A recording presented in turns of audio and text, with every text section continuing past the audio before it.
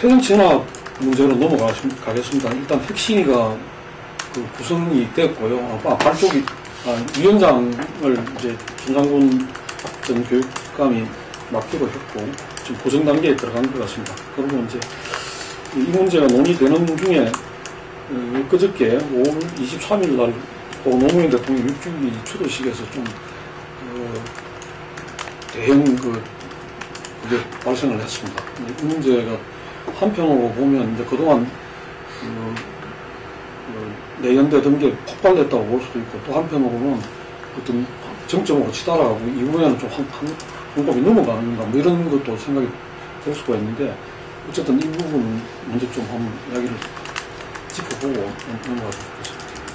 저는 6주기 추도식에서 있었던 일들이 뭐 일회성 사건이 아니라 사실 야권 입장에서는 이제 뭐 좀 이를테면 결정적인 판단이 된 거 아닌가 그렇게 이제 판단을 합니다.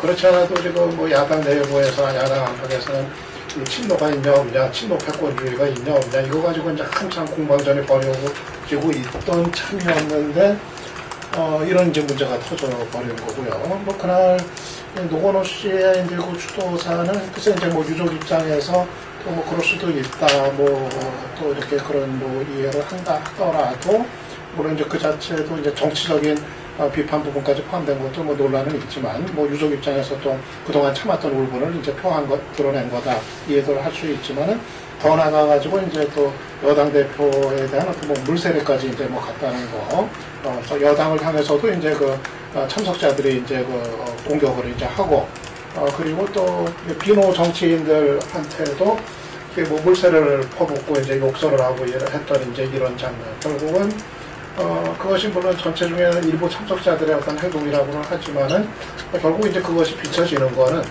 친노 지지자들이 이제 모여가지고 결국은 여당도 공격을 하고 또 친노가 아니면 자관 다 공격을 이제 하는 비노 정치인들, 거기에는 진짜 뭐 다양한 사람들이 있었던 것 같아요. 근데 예를 들어서 천정태 같은 사람은 새정치연합을 탈당했다는 이유만으로 정말 배신자 소리를 듣고 물세례를 받는 것이 그게 논리적으로 어떻게 이제 설명이 가능한 건지, 그게 이제 진짜 노무현 정신을 배신한 거로 왜 그게 그렇게 규정돼야 되는지 이런 이제 의문이 들 정도였는데, 아무튼 그날에 있었던 광경은 이 어떤 뭐 친노 프레임, 그러니까 뭐 여당이든 이제 보수 언론이 앞장서서 제기해왔던 이 친노 프레임의 덫에 오히려 스스로 이제 그 덫에 아예 그냥 가둬져 버리는 이런 이제 행동을 한 거 아닌가 보이고, 아마 그날 있었던 상황이 그걸 지켜본 사람들의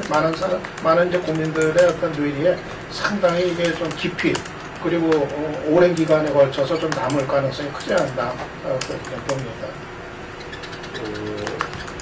저는 그 6주기 추도식에서 노건호 씨의 다른 내용이라든가 또 참석했던 사람들 배신자하는 마을 기자님들에 대한 남세나 공격적인 발언 등이 나왔던 배경에는 복잡하게 이른바 그 친노에 대한 위기의식이, 친노 진영의 위기의식의 발로가 아닌가 생각됩니다. 기본적으로 여권으로부터의 그동안 지속적인 공격뿐만 아니라 야당 내부에서 친노 패권주의 논란이 되는 지역이 좀 수세에 몰려있는 상황이 비쳐나왔다고 보고요. 저는 그게 그동안에 참여정부 때 노무현 정부의 주축 세력들에 대한 가장 비판적인 지적이 뭐였느냐. 뺄셈 정치를 하고 있다. 본인들이 아닌 사람들에 대해서는 굉장히 공격적이고 배타적이다라는 것인데, 그것을 재현해서 보고 있다는 점에서 저는 오히려 약점을 노출시킨 게 아닌가 생각이 듭니다. 그리고 그걸 통해서 소수의 이제 그룹에 대해서는 반결심과 뭔가 속시원함을 보여줄지 모르겠지만은 정치적인 결과에 있어서는 위기의식의 발로이면서 오히려 조금 그 실적인 차원에서 손해가 된다고 보고요. 지속적으로 진행될 수 있을 것인가? 그럼 지속적으로 진행이 문제가 되긴 어렵다. 우선 노무현 씨의 관련된 이야기는 발언이 두 개를 중심으로 전개가 될 것인데, NLL 문제는 충분히 제기해볼 수가 있지만은 김무성이 응대하지 않으면 그걸로 끝날 거고, 그 다음에 앞부분 이제 권력이 죽음으로 몰았다고 하는 부분에 대한 것은 논쟁을 키우면은 결코 간단치는 않은 경우에 따라서는 오히려 가족과 주변 사람이 불리해질 소지도 있는 쟁점이기 때문에 이대로 끝날 소지가 있다라고 보고요. 대신 이것은 저는 야권 자체에 특히 이제 새정치민주연합 이탈의 소지를 보이고 있는 사람들에 대해서는 오히려 좀 부정적인 영향을 미쳤다. 그래서 여야 관계, 김무성 대표의 관계에 대한 영향보다는 야권 내부에 조금 오히려 부정적인 영향을 미치는 그런 사건이 아닌가. 저는 지금 노건우 씨 발언을 보면서 중국의 60년대, 70년대 초반 문화혁명 때 홍위병 부분을 보는 것 같아서 진보나 자파의 가치가 저런 식으로 예를 들어서 편의적으로 아전인수격으로 해석을 해가지고 이야기를 하고 또 내 눈에 피는 안 들고 남 눈에 들고만 보는 이런 형태의 이야기를 대통령 가족이 이야기를 해서 지금 야권 내부의 분열이나 또 여야에 대한 서로 여야 간에 적대적 공생을 하기 위한 분노의 정치를 가지고 하는 부분이 굉장히 참 대응적인 모습을 보였다고 보고 있고요. 노건우 씨가 지금 LG에 아직도 사원이라는 걸 이번에 본인이 저렇게 하면서 알렸죠. 대통령의 아들로서 창국 재벌에서 미국의 예술 지사에 있으면서 스탠포드 다니고 또 본인도 학교 동안 한국도 다닐 때 옮겼지 않습니까? 편입과 연대를 동국대에서. 그리고 또 이번에는 북경지사에 근무하면서 휴직 상태로 해서 또 북경대학을 또 다니고 보통 사람이 할 수 없는 그런 사회적 특권을 누리면서 저런 식으로 또 자기와 자기 아들들 뭐 가족들이 연관된 문제로 부친이 어쨌든 돌아가셨는데 물론 노무현 대통령을 조사하는 부분에는 이명박 정권의 정치적 의도가 있었지만 그렇다 하더라도 그 어떤 조사 내용 자체에 대해서 사실이 아니다라고 부인할 수는 없는 거 아닙니까? 그래서 그런 어떤 논란을 끌어오는 부분이 뭐 친노들 그 현장에 와 있던 5,000명을 비롯해서 뭐 한국은 15만, 20만 된다라는 친노들을 결집시키고 강성하는 데는 도움이 됐을지 모르지만 결국은 친노의 수준이 저것밖에 안 된다라고 보여주는 장기적으로 봤을 때는 저는 분당이 될 수 있는 결국 분당이 저렇게 해서 됐다라는 근거를 노건우가 남기게 된 것이라고 봅니다. 만약에 노건우 씨의 어떤 그 부분들이 친노의 어떤 일부 정서를 갖다 반영했다고 본다면은 우리는 여전히 전쟁 중이다. 이런 걸 좀 느낄 수가 있었고, 영상으로 이렇게 볼 때 좀 섬뜩할 정도의 눈빛. 이런 부분들이 진짜로, 안타깝게 여기 있습니다. 지금 여야와 우리 정치 세력들이 정말 서로 죽고 죽이는 이런 전쟁을 지금 하고 있는가, 또 해야 되는가. 뭐, 예를 들면은, 통합진보당은 정당 해산시키고, 과연 통합진보당이, 흔히 말하는 정말 종북정당이라서 해산해야만 했던가. 아니면은, 해산이 야권 전체를 갖다가, 이 꼼짝달싹 못하게 하는 어떤 여권의 어떤 전략에 의했던가. 뭐 이런 부분들이 이야기될 수 있는데, 현실적으로 이 정당이 해산되고, 그리고 어떤 종국이라는 부분 속에서 야권 정치에서 자유로운 사람들이 없게 되고, 뭐 이러다 보니까 실질적으로 서로 볼 때는 여러 가지 미팅도 하고 협상도 하고 하지만, 내면적으로는 서로 전쟁 상태에 지금 있는 이런 부분들이 일가 좀 드러난 거 아닌가 이런 생각이 들면서 저는 그건 아니다고 이렇게 보여지고, 그랬을 때 필요한 게 어떤 좀 국가적 지도자의 어떤 역할이 필요하다.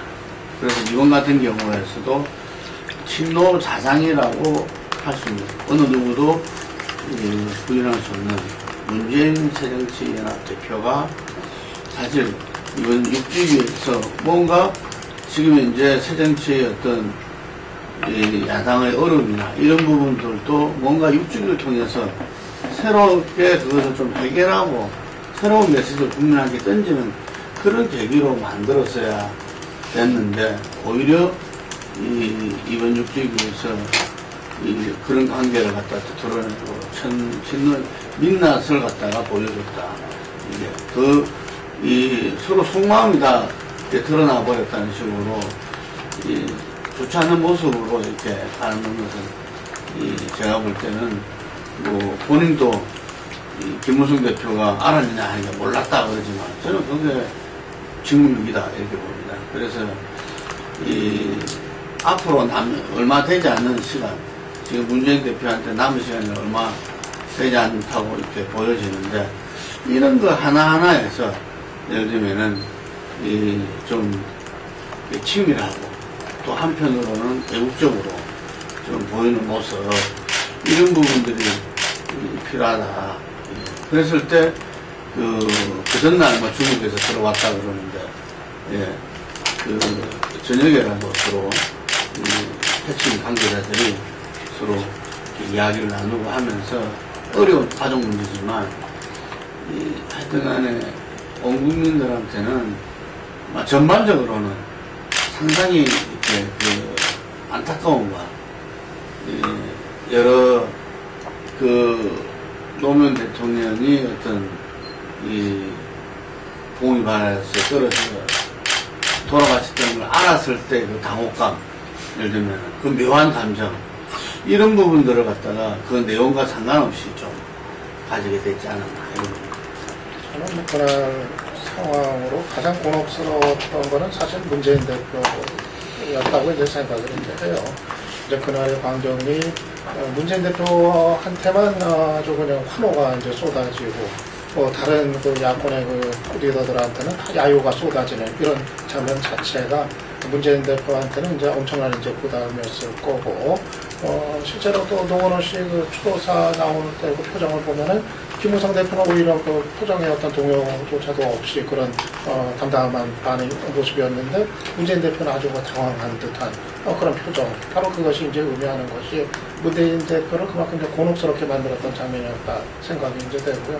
결국은 이제 어떤 그 친고 지지층의 어떤 그 배타성, 그리고 또 문재인 대표를 또 이제 친노 수장으로 이렇게 다시 한번 또 각인을 시키는 이런 이제 상황이 이제 돼버렸던 것 같아요. 그래서 마침내 노무현 재단이 또 6주기를 맞아가지고 이 시민의 힘을 이제 또 마침 이제 내걸었는데, 사실 이제 김병준 교수도 이제 그거를 또 비판을 했더라고요. 친노가 이제 이렇게 정치 세력화에 욕심을 내서는 안 된다 비판도 하고 그랬던데, 사실 이제 그런 모습을 보면은 여전히 노무현 정신을 내걸면서 정치적인 영향력을 계속 확보를 하려는, 또 정치에 개입하려는 이런 이제 그 흐름들이 계속 유지가 되고 있기 때문에, 결국은 저는 문재인 대표가 이 친노 프레임에 대한 어떤 넘어설 수 있는 결단, 이거를 내리지 않으면 문재인 대표도 앞으로 갈 수가 없고 야당도 앞으로 한 발짝도 갈 수가 없다. 이번에 다시 한번 확인이 된 거 아닌가 생각이 듭니다. 그래서 저는 그 문제를 문재인 대표가 이건 혁신에 넘기고 거기다 공을 넘길 문제는 전혀 아니고, 그 친노 프레임을 넘어서는 문제는 문재인 대표가 자기 희생적인 결단, 이거를 통해서 비로소 이제 해결할 수 있는 문제고, 아마 거기에 저는 문재인 대표 그리고 야당, 즉 새정치연합의 앞으로 운명이 달려있는 거 아닌가 생각합니다. 그런데 문재인 대표가 그렇게 인식을 하고 있을까요? 저는 그게 문제라고 봅니다. 그래서 특히 NL 관련, 대학업 관련해서는 시작은 무슨 이명박 정부하고 정부는 또 김무성 등 이어지고 이후에 윤상현 등이 계속 정치적으로 써먹었던 것이 있지만은, 나머지 절반은 저는 문재인 현 대표를 중심으로 한 세력의 대응 양식에서의 문제가 오히려 더 오늘 이 상황을 만들었다라고 봅니다. 아다시피 그 대화록을 보지 않더라도 그 내용하고 똑같은 내용은 노무현 대통령이 갔다 와서 평통에서, 민주평통에서 다 공개적으로 얘기했던 내용이 그대로 들어있던 내용이고, 또 거기서 청와대에서 어떻게 처리했는가에 대해 비서실장이 책임지고 대응을 했어야 되는데, 황당하게 청와대는 무슨 수세적으로 있다가 나중에는 정반대로 까부자고 갔다가, 이 대응 양식에 대한 결정적인 책임은 저는 문재인 대표를 중심으로 한 세력들이 있어서 오히려 노무현 씨의 불만의 서린 말의 절반은 그쪽을 향해서 갔어야 되는 거라고 보고, 또 거기에 대한 문재인 대표가 인식이 있어야 되는데, 그런 인식을 문재인 대표가 하고 있을지 아닌 것 같기도 해서 향후의 개선 전망도 별로 없어 보이긴 합니다. 예, 이쪽이 추도식을 보면서 좀 고인을 추도하는 마음보다 참 가슴 찹찹해지는 그런 느낌을 갖지 않을 수 없었던 게 참 안타깝다는 그런 말씀을 드리고 싶네요. 적으로 넘어가죠. 김상곤 교육감이 핵심리를 수락을 했고, 그 이전에 이제 또 조국 교수 이야기가 나와가지고, 조국 교수가 이제 나름대로 이게 4가지인가요? 4가지를 제시를 하면서, 그게 이제 새정치연합에서 문재인 사태냐 아니냐 뭐 이거에서 한국 넘어가는 데는 상당히 기여를 한 그런 측면도 있었던 것 같아요.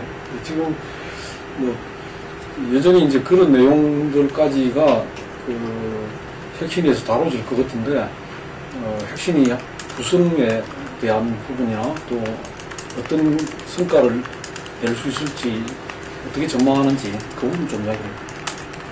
저는 사실 이제 핵심은 저거라고 봐요. 이제 새정치연합 혁신의 핵심은 하나는 이 친노 비노 만성적인 갈등 구조를 어떻게 넘어설 수 있을 것인지, 해체시킬 수 있을 건지 하고, 또 하나는 이제 기득권 내려놓기.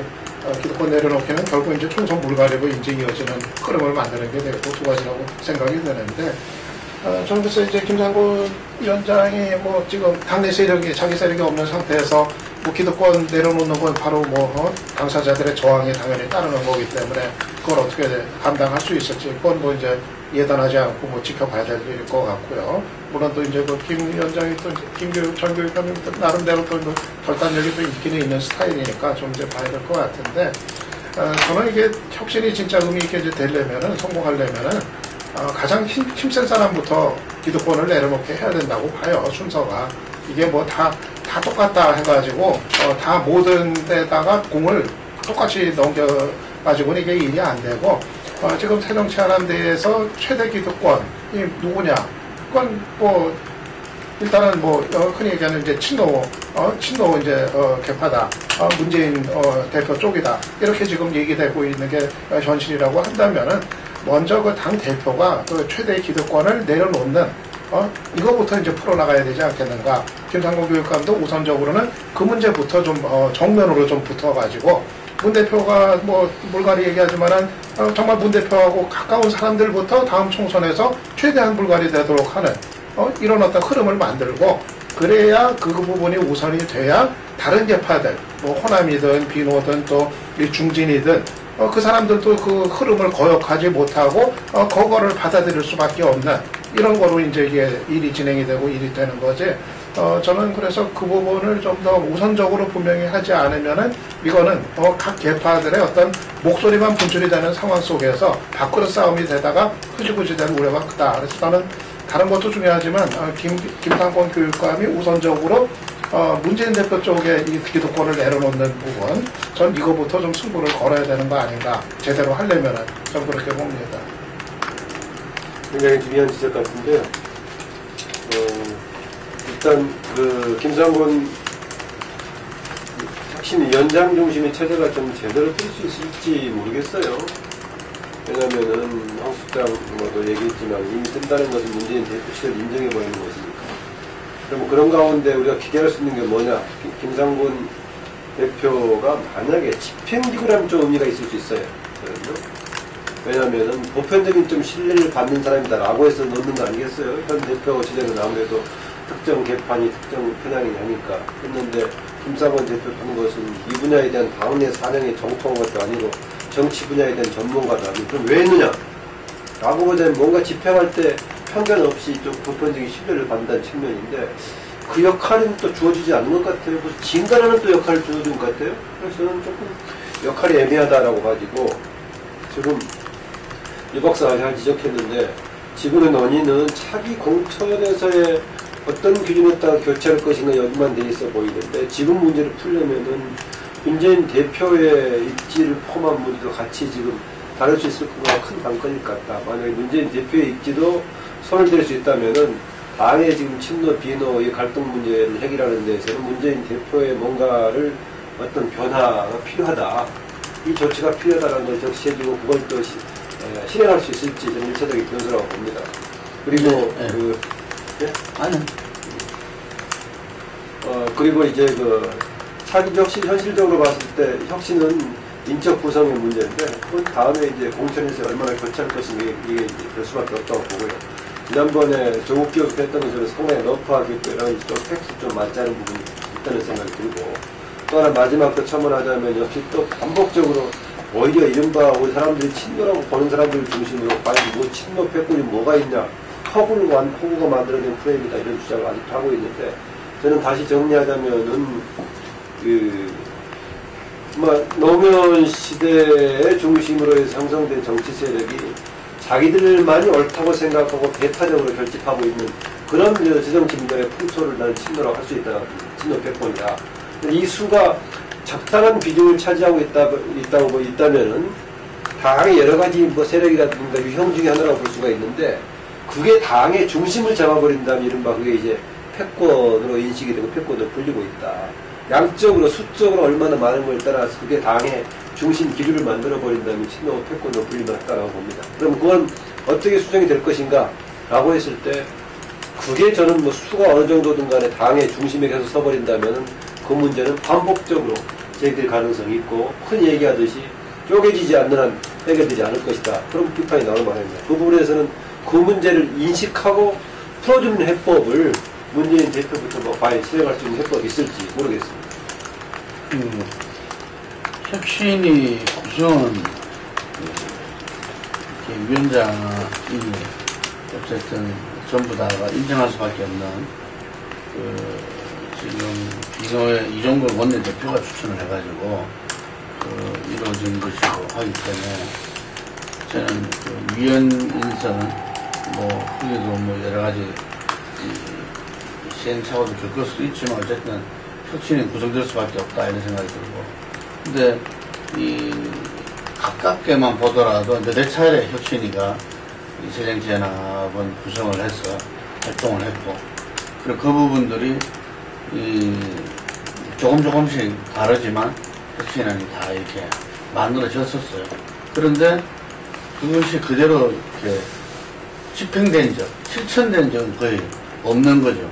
예를 들면. 그래서 안철수 의원이 실천이 문제다. 뭐 이런 이야기를 하고 했었는데 가장 큰 게 이렇게 문재인 대표를 포함해서 이 기득권 내려놓기다 이렇게 이야기하는데 실제로 이게 구체적으로 봤을 때 호남 중진 지금 여야가 다들 선거에서 이렇게 2004년부터 상당히 그게 있었던 것 같아요. 그래서 새누리당 쪽에서는 영남 중진들 몇 선 이상 다 이렇게 영퇴하는 이런 부분 속에서 물꼬를 터면서 상당히 그걸 했고 또 그 당시 야당에서도 그런 부분들이 같이 서로 경쟁하듯이 이루어지고 왔는데 실제로 그것을 통해서 어떤 측면에서는 이 당권 세력이 자기들 이해관계를 또 간철해 나가는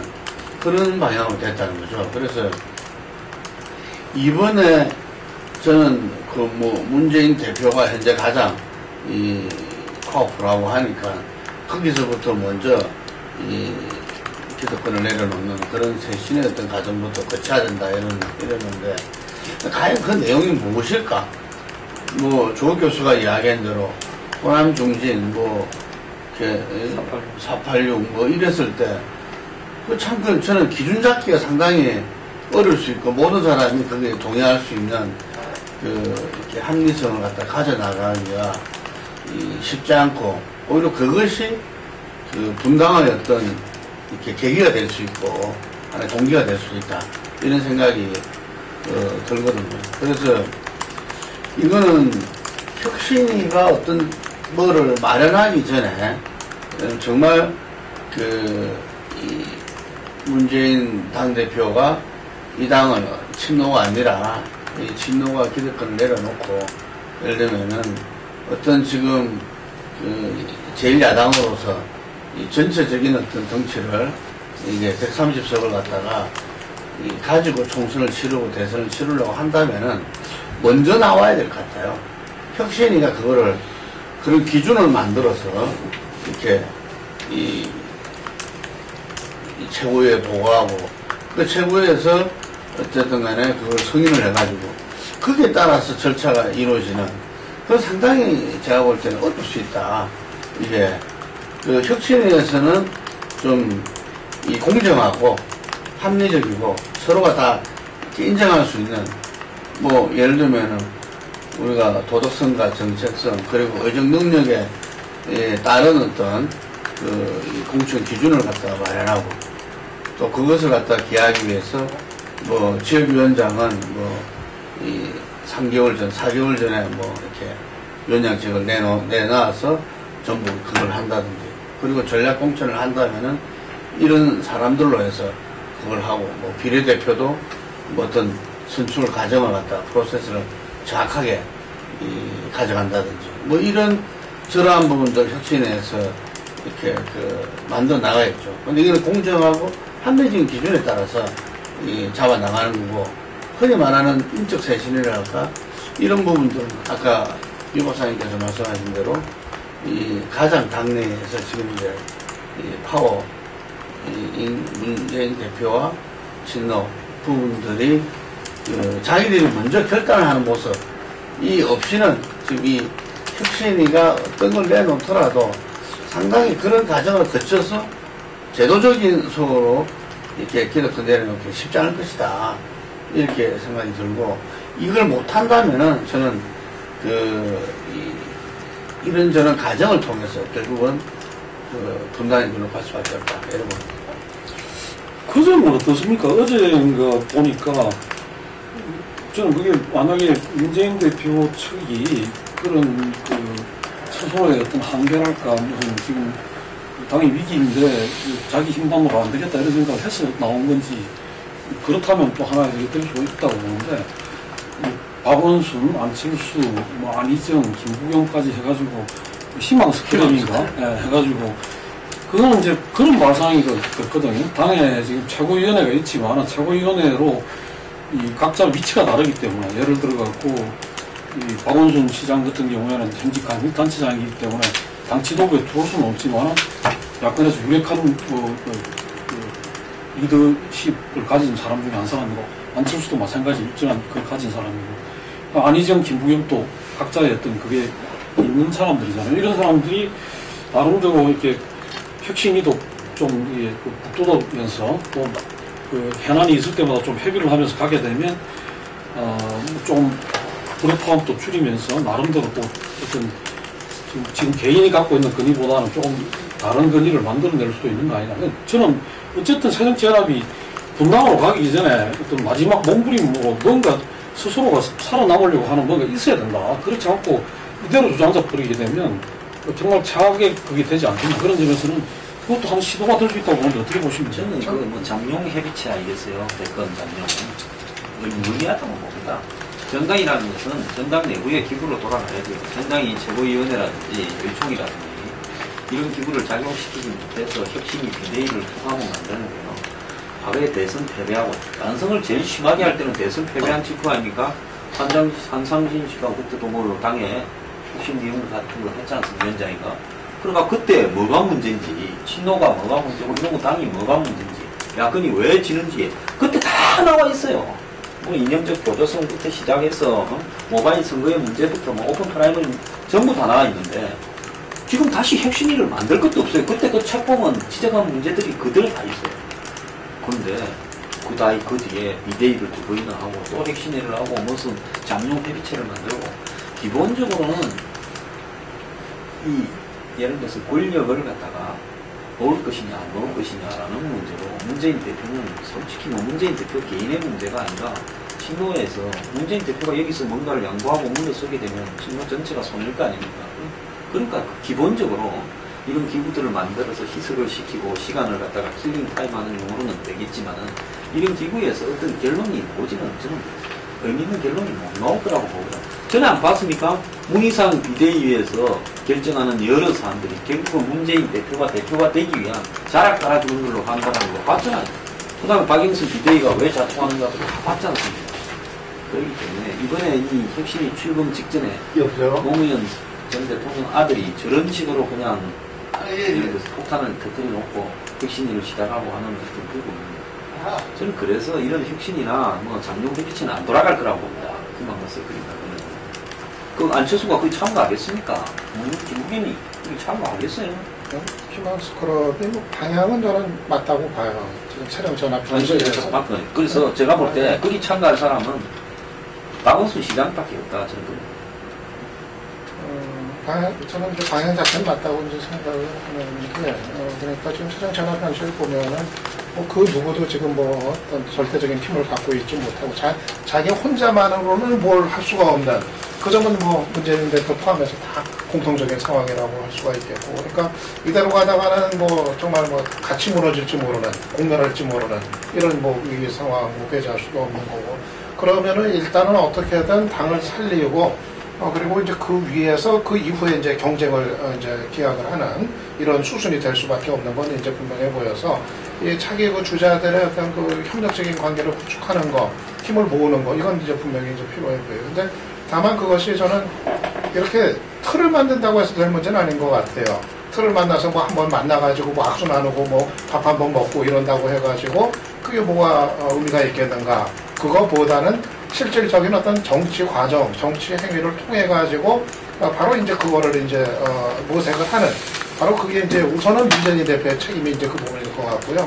그래서 이거를 문재인 대표가 그냥 공을 나눠줘가지고 이 책임을 분산시키는 이런 거로 가서는 안 되고, 그러면은 또 이게 동의도 되지도 않을 거고, 그런 것이 아니라 정말 정치 행위를 통해 가지고 그런 어떤 서로가 소통하고 협력적인 관계가 구축될 수 있는 모색을 하는 거, 저는 초점은 사실은 그게 아닌가 생각이 들어요. 그래서 자꾸 이 공을 넘기려고 할 때, 거듭 얘기하지만 문재인 대표가 공을 자꾸 다른 사람들한테 넘기려고 할 게 아니라 자기가 먼저 좀 뭔가 그 결단을 하고 모습을 보이면서, 그러면서 그거에 대한 협력을 끌어내고 호응을 끌어내는 이런 식으로 돼야 되는 거 아닌가 생각이 들어요. 저는 이게 처음에 원탁회의라고 제안했던 것 크게 다를 바 없다. 조금 이제 단체장들까지 확산하니까 좀 규모가 있는 느낌이 들지만, 이게 기득권을 방어하는 차원에서, 현상유지 전략 차원에서 이용할지 모르겠어요. 그러나 뭔가 혁신하고는 좀 맞지 않는 것 같은 느낌이 들고, 또 하나 이번 분당역인 논란까지 제기되고 있는 화두가 뭡니까? 뭐 어느 쪽을 안 받아들이는 쪽도 있지만은 친도 패권의 문제하고 호남 정치 문제가 동시에 제기되고 있는데, 그것하고 지금 이 구성하는 것하고는 아무런 연관이 없는 것 같아요. 박원순, 김부겸, 왕희정 이렇게 모이는 것하고 제기됐던 친도 패권하고 호남 정치 문제하고는 아무런 상관이 없어서 해법을 비껴나가는 현상유지 전략으로 꼭 비어갈지 모르겠는데, 그만큼 더 가동되기가 쉽지 않겠죠. 효력을 발휘합니다.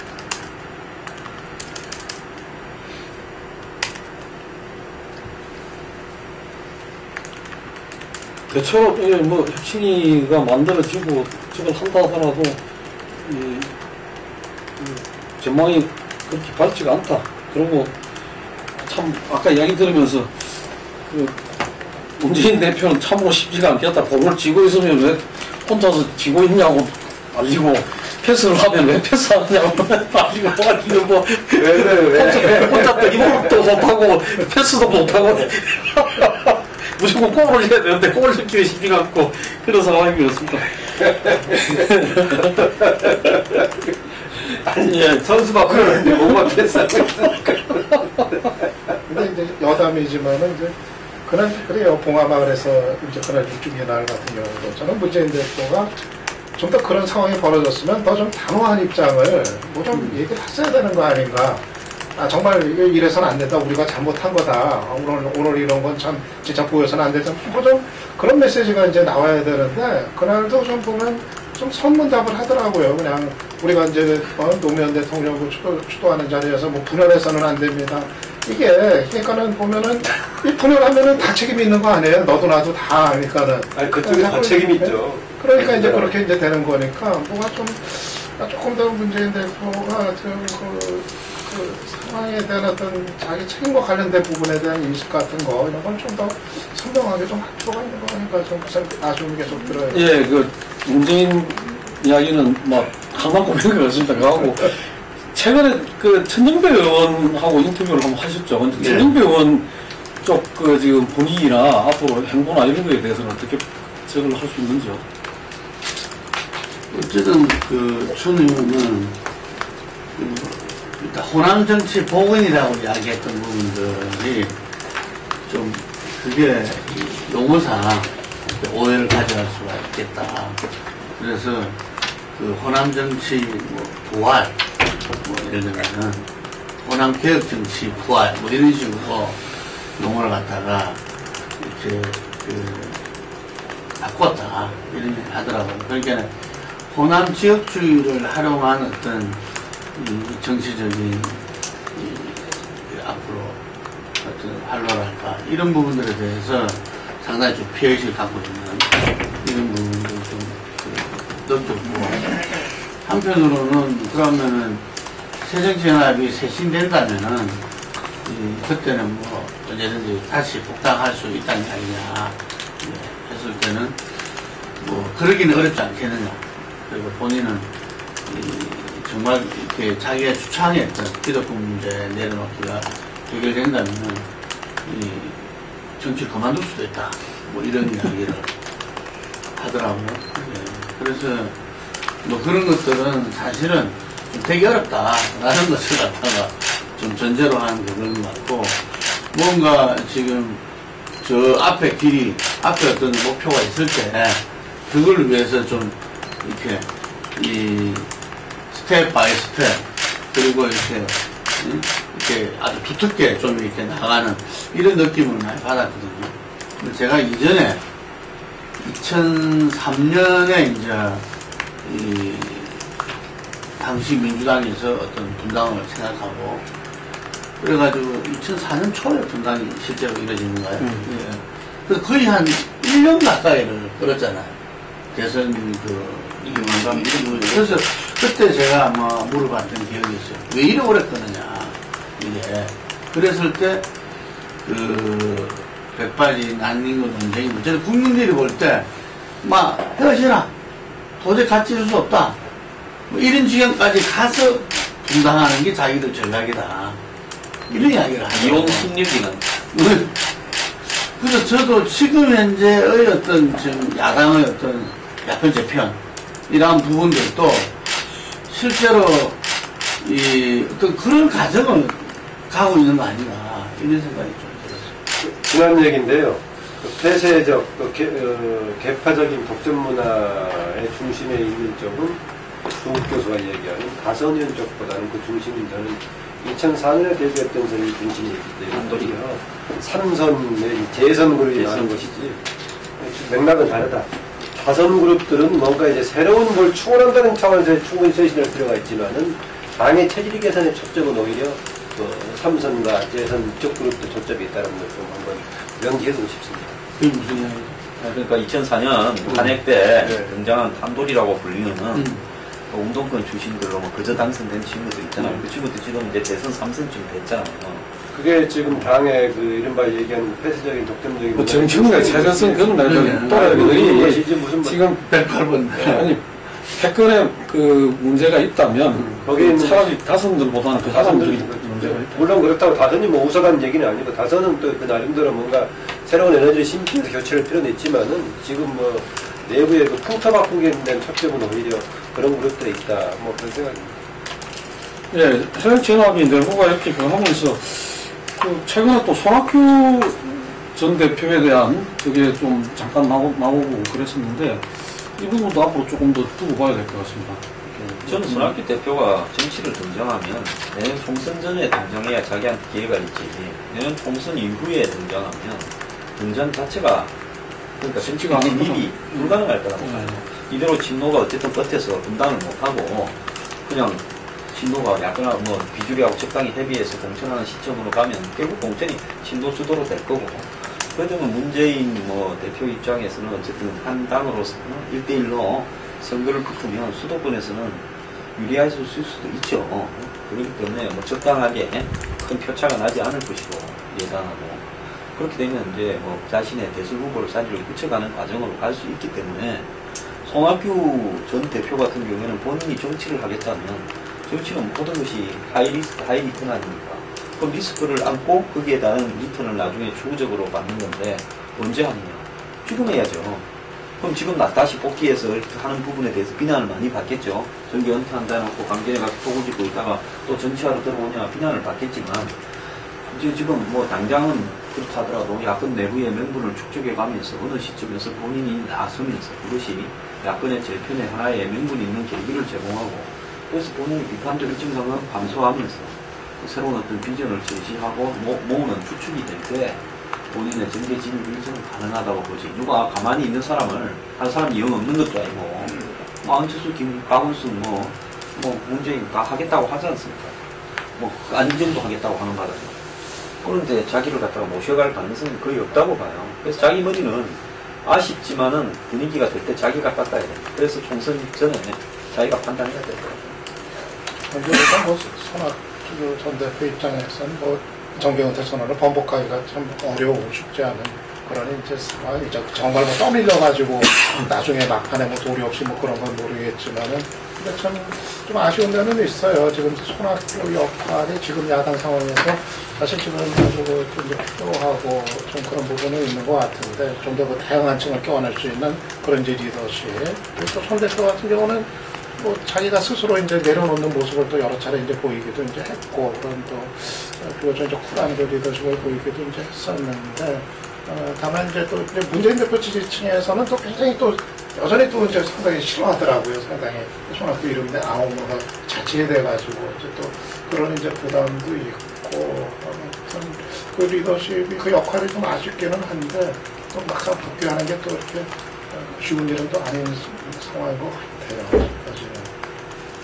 근데 이제 이 손 대표 같은 경우는 지난번에는 이 총선 치고 나서 춘천에 이렇게 갔습니다. 그게 조금 이렇게 시청했다 하면서 이번에 강진에 이렇게 이 호남 강변에 내려가는 참 여러 가지 의미가 있는 것 같아요. 그래서 아주 천정배 지금 의원 같은 경우도 그냥 자기가 호남 출신이다 해서 강진이 이건 출마한 게 아니라, 그런 부분들은 언론에서 거의 안 나왔지만, 사실은 2, 3년 전부터 이렇게 호남에 내려가서 이렇게 변호사 사무실도 옮기고, 거기서 어떤 자기 하던 그런 포럼도 꾸리고, 그러면서 거기서 이 전남의 곳곳에도 이렇게 다니면서 정말 민생 체험도 새롭게 해내고, 이런 과정이 쭉 있었던 거죠. 그리고 우리 있는 여러 가지 선거 때 정기종문하면서 그 지원도 하고 하여튼 이런 과정을 통해서 이렇게 사람들한테 좀 호남 민심의 분노에 올라탈 수 있었다. 그런 건데, 이 손 대표 같은 경우도 이번에 여론조사에서 예를 들면 호남에서 1위로 랭크됐다. 이런 부분들이 손 대표 전에 대선 후보, 당대표 대선 후보 됐을 때, 이 호남에서 가장 지지가 1위였죠, 호남에서. 그래서 그걸 이제, 알다시피 지금 주승용, 이런, 이낙연, 이런 전남지사, 이렇게 최고위원인 주정현 최고위원, 이런 분들도 다 손학규 계보, 이렇게 사람들이었고, 그래서, 이번에 강진 내려가서 그 하는 것은 상당히 좀 의미가 있다. 그래서 그렇지만 손 대표가 저는 아마 DJ의 어떤 정계 은퇴 했다가 94년도입니까? 그 복귀해서 그때 대선에서 승리했던 15년도. 지방선거 때 복귀해서. 그러니까 그 정도의 뭔가 이 모멘텀이 있지 않으면은 이렇게 자기가 나오기 어려울 것이다. 그래서 저는 그 시점을 한 이렇게 2차례 정도 있을 수 있다고 봅니다. 그래서 지금은 아니고,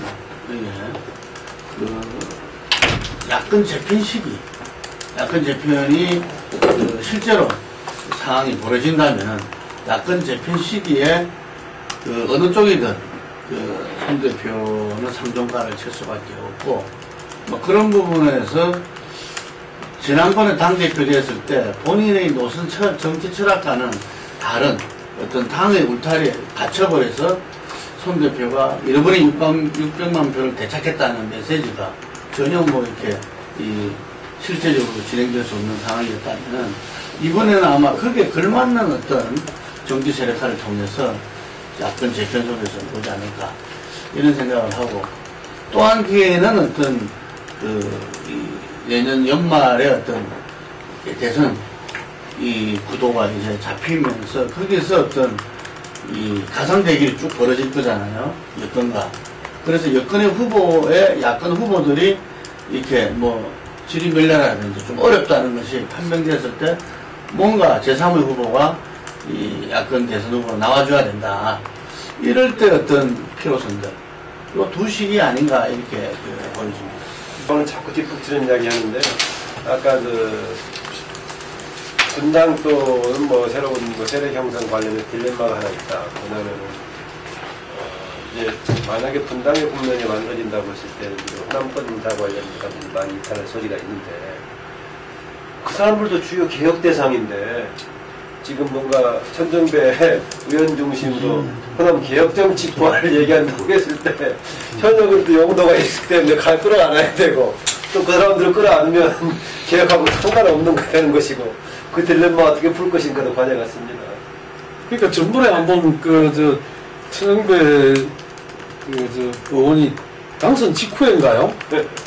이 사람하고도 안 하고 저 사람하고도 안 한다고 했는데 그러고 나니까 그거 아닌 사람이 어디 야당에 있나 싶더라고. 486하고 안 하고 동교동계하고 안 하고 또 무슨 누구하고 안 하고 이렇게 하니까 나머지가 없어 별로.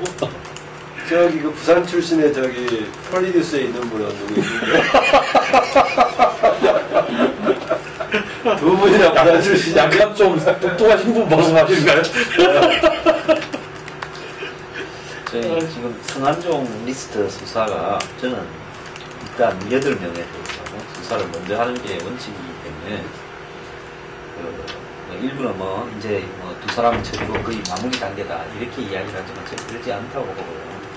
이게 의외로 확산될 가능성이 크고 그 시점은 황교안 총리가 임명 통과되었을 때 이것이 여권과 야권 전반에 성한종 수사다가 추가적으로 확인된 사실이라면서 상당히 확산되어서 커질 가능성이 있다 이렇게 봅니다. 북한의 지금 남북관계 상황은 이번에 북한의 방문을 거부했다가 방문이 한국에 대해서 선거가 될 부분까지도 고려해서 일종의 박근혜 대통령과 교감하는 사람에 대한 보다 이렇게 보고 의사 조치 부분을 한국이 어떻게 북한에 대해서 처리하느냐에 따라가지고 조금은 바뀔 가능성이 있다. 그거는 이제 이번에 대선 공장 임금 부분을 북한이 의외로 또 합의를 해줬지 않습니까?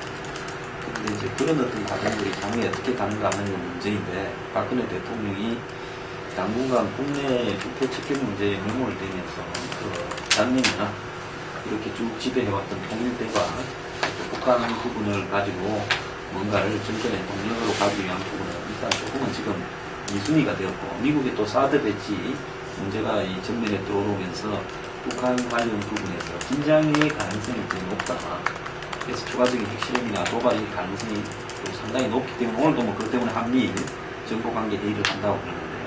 그래서 북의 관계 부분은 한편으로는 사회를 가지기 위한 조치들이 조금씩 진행되어 가고 있지만 전반적으로는 큰 흐름은 긴장관계가 당분간 지속될 가능성이 더 크다 이렇게 보여요. 지금 제일 중요한 게 이 수출이라든지 성장률, 기업 수익률 이런 경제 상황인데 굉장히 사실은 안 좋은 상황이고 이것이 오래 갈 가능성이 매우 높다고 봅니다. 그래서 이제는 정부가 이런 어떤 어려운 경제 상황을 국민들 앞에 신고하고 이건 뭐 누가 하더라도 어쩔 수 없는 거고 일본에 마치 아베노믹스가 뛰는 일본, 뛰는 한국인데 제가 이 글에 또 블로그에 다 썼는데 일본도 지금 아베는 한국보다 수백 배를 많이 구워줘요. 굉장히 어렵습니다. 순간적으로 오일 가격 하락 등으로 반짝하는 거지 일본도 굉장히 어렵다. 그래서 이게 지금 어려운 경제 상황이 유럽 같은 경우에 보면 지금 이 스페인에서 지방선거에서 극자가 이기고 폴란드는 거부가 이기는 이유 반대 형태로 나타나고 있는데, 한국도 보면 지금 현재 빈부 갈등, 양극화가 가장 심각한 문제라고 어제 내일 신문 조사에 나와 있지 않습니까? 이런 부분이 계층의식을 자극하는 쪽으로 가게 되고, 그렇기 때문에 오히려 그 한국 같은 경우에도 극자든가 상당한 그 이념적 정체성에 투철한, 계층의식에 투철한 그런 정당이 득세하는 가능성도 있다. 그리고 한국의 기성의 보수, 진보를 상징하는 이런 여야 기득권 정당들의 토대가 약화되는 방향으로 갈 가능성도 크다. 전 6월 정국에서는 다른 예전 외생 변수보다는 정국 자체가 중요한 거라고 봅니다. 송환정 리스트 관련해서는 황교안 총리 후보자의 역할을 적극적으로 고려하면서 국회 척결 한다면은 이 문제를 건드리지 않고는 어렵다고 봐지고, 안 건드린다면은 그냥 상명하복에 가장 충실한 사람을 인정한 정도의 규칙을 할 거다라고 보고요. 그 다음에는 시기적으로 요리라는 것이 길게 보면은 박근혜 정부가 이제 중반을 넘어서는 시기가 되는 것이기도 하고, 선거가 가까워지는 시기가 되기 때문에요.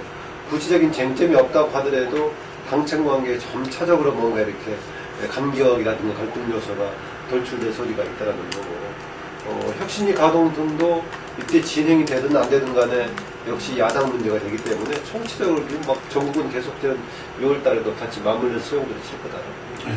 근데 이 황교안 지금 국무총리 후보가 6월 9일까지 청문회 일정을 마치고 14일까지 이렇게 의결을 하는데, 뭐 6월 한 중간 정도까지 하는데, 아마 그 이후에 지금 부패 척결 언론 정치개혁한다 그러면서 사정정국, 공안정국들을 갖다가 야당에서는 상당히 우려하고 있는 일인데, 제가 볼 때는 그렇게 진행 안 될 가능성이 크다 이렇게 봅니다. 왜냐하면은 처음에 이완구 총리가 국가의 전쟁을 했을 때도 친이쪽 의원들을 중심으로 해서 지금 상황에서 지금 현재 때가 어느 때인데 그런 사정기획을 하냐 이런 이야기를 있고 했는데, 지금도 굉장히 냉소적인 분위기가 깔려있다. 그리고 동전의 양면처럼 지금 성한종 리스트 수사라는 게 그게 바로 부정부패에 지금 드러난 국민들한테 현상인데, 이걸 또 이렇게 제대로 수사하면은 하려면 아까 소환하겠다는 사람들 전부 다 대선 친박 핵심들이거든요. 그러니까 이거는 대선 자금하고 맞물릴 수밖에 없고, 만약에 그것을 그냥 면죄부식의 어떤 이 소환 수사 정리라면은 그거는 그 다음에 부패 척결을 해나갈 명분조차도 잃어버리게 되는 거고, 그래서 저는 오히려 황교안 총리가 자기가 지금까지 살아왔던 길과는 다른 어떤 측면에서는 사회통합, 국민화합, 이런 경제 살리기, 이런 부분들에 좀 이렇게 진력을 다하는 이런 총리의 모습을 아주 바람직하게 볼 가능성이 저는 크다고 이렇게 보고, 갑자기 선인이 된 것 같네. 본인의 어떤 기생충학자야 돼. 본인의 정가의 보도인 그런 부분들은 오히려 새로운 법무장관이 누가 되냐에 따라서 좀 될 가능성도 크다 이런 거예요. 사실 남북 관계에서 오이사는 여권의 모든 사람들이 제가 볼 때는 청와대, 통일부, 그 다음에 당, 다들 이제 그건 이제 폐지해야 된다라는 부분에 공감이 돼 있다고 보여지고, 그것을 이제 어떻게, 어떤 이 단계를 밟아서 어느 시점에 이 부분 가지고서 지금 이제 하고 있는 거 아닌가. 그렇지 않으면은 이 남북 관계를 통해서 우리가 이제 미국이다, 일본, 중국, 러시아 이런 부분들에서 우리가 어느 정도 우리 정부가 뭔가 경쟁력을 갖고 해나갈 수 있을 건데, 지금 보면은 외교의 박근혜다 그랬지만 실제로 외교에서는 이명박 정부 때보다도 더욱더 지금 우리가 어려운 상황에 처해 있고 하기 때문에 이 돌파구가 저는 남북관계에서 풀어야 된다는 것이 어느 정도 서로 공감대가 되어 있는 거 아니냐 오히려.